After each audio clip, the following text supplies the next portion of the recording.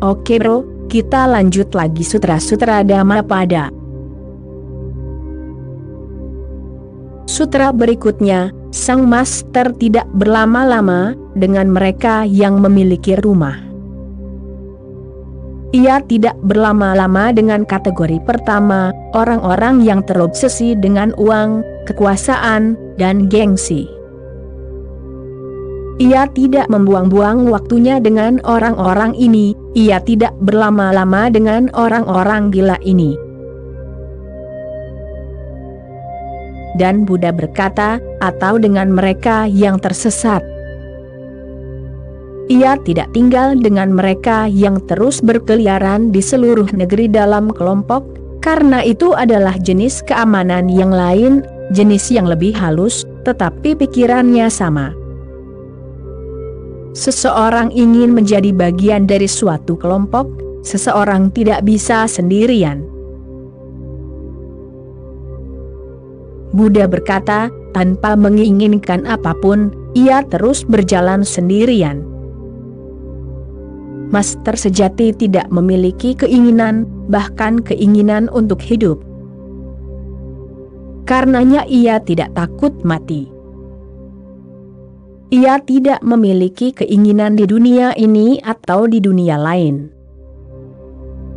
Karenanya ia tidak peduli dengan menciptakan segala macam rasa aman di sekeliling dirinya. Ia tidak peduli. Ia bisa sendirian, benar-benar sendirian. Ia tidak mencoba menjadi pintar dan licik dengan keberadaan, ia mempercayai keberadaan. Orang-orang mencoba menjadi sangat licik dengan keberadaan, meskipun mereka menyebut kelicikan mereka sebagai kecerdasan mereka. Mereka selalu memberi nama baik untuk hal-hal yang buruk.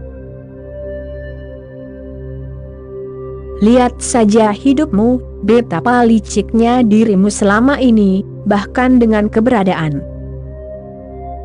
Di satu sisi dirimu akan pergi ke gereja dan berdoa, dan di sisi lain dirimu mencoba menjadi sangat licik dengan segala cara yang mungkin, demi mencapai tujuanmu, mengorbankan semua orang demi tujuanmu, tidak peduli pada siapapun, sama sekali tidak peduli, tidak memiliki rasa hormat, tidak mencintai, tidak menghormati kehidupan. Dan di satu sisi dirimu terus berdoa di gereja, masjid dan kuil. Itu juga merupakan bagian dari kelicikanmu. Dirimu tahu apa yang dirimu lakukan dalam hidupmu, dan untuk mengimbanginya, dirimu pergi ke gereja setiap hari Minggu, atau dirimu pergi ke Ka'bah. Setidaknya sekali dalam hidupnya, setiap penganut agama Islam diharapkan untuk pergi ke Ka'bah. Untuk apa? Untuk bertobat atas semua dosa yang telah dilakukannya, sehingga ia bisa diampuni. Umat Hindu pergi ke Sungai Gangga sebanyak mungkin dalam hidup mereka, hanya untuk berendam di Sungai Gangga, karena mereka berpikir Sungai Gangga membersihkan dirimu dari semua dosamu. Dirimu melakukan dosa, dan Sungai Gangga memiliki tanggung jawab untuk membersihkanmu dari dosa-dosamu. Dan apa yang akan terjadi pada Sungai Gangga yang mengambil dosa begitu banyak orang? Itu pasti sungai yang paling tercemar di seluruh dunia, yang paling tidak murni. Setiap tetes Sungai Gangga pasti penuh dengan jutaan dosa. Begitu banyak umat Hindu selama ribuan tahun telah membersihkan dosa-dosa mereka di sana.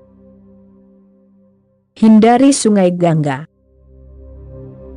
Bahkan jika secara kebetulan dirimu mendekati Sungai Gangga, menjauhlah secepat yang dirimu bisa. Seorang pria yang akan pergi ke Sungai Gangga untuk berendam suci, datang ke Ramakrishna.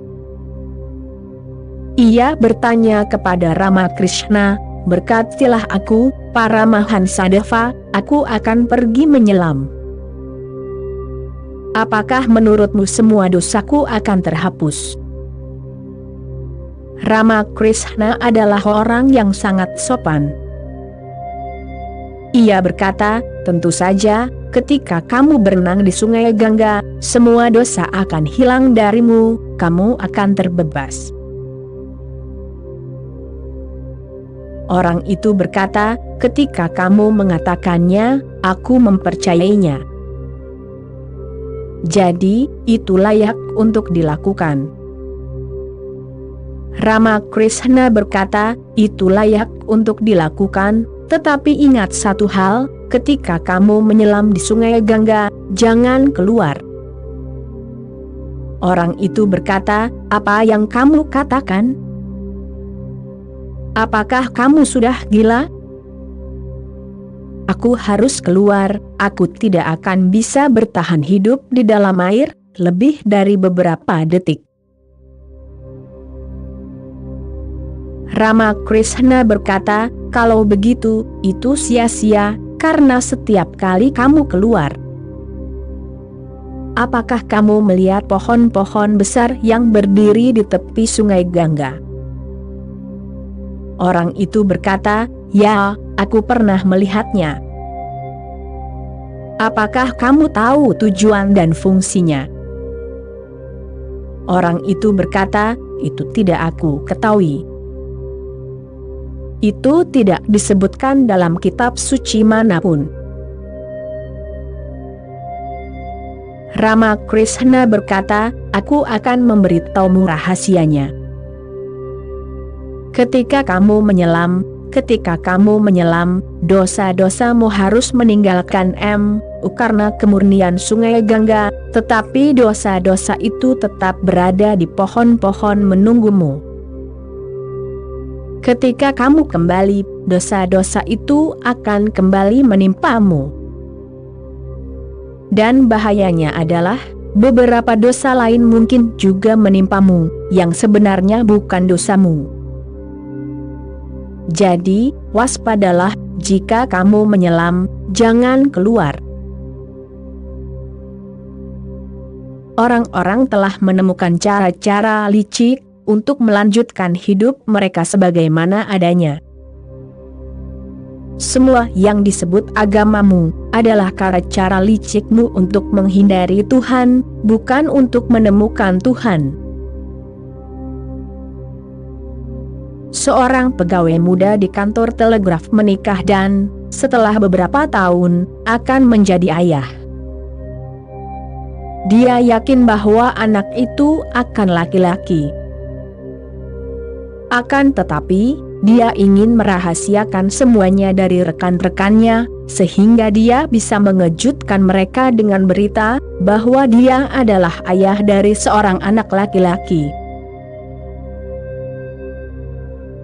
Karena persalinan sudah dekat, ia mengirim istrinya ke rumah ayah istrinya, dan meminta istrinya untuk mengirim telegram kepadanya. Telegram itu, katanya, harus berisi kata-kata berikut, "Sepedanya sudah sampai," agar ia tahu bahwa istrinya telah melahirkan dengan selamat. Ketika waktunya tiba, ia melahirkan seorang anak perempuan.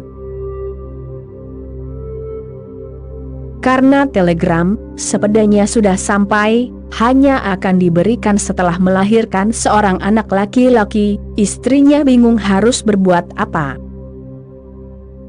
Beruntung saudara laki-lakinya adalah orang yang cerdas, dan ia mengirim telegram seperti ini, "Sepedanya sudah sampai, tapi dengan ban depan bocor." Orang-orang ini dianggap cerdas.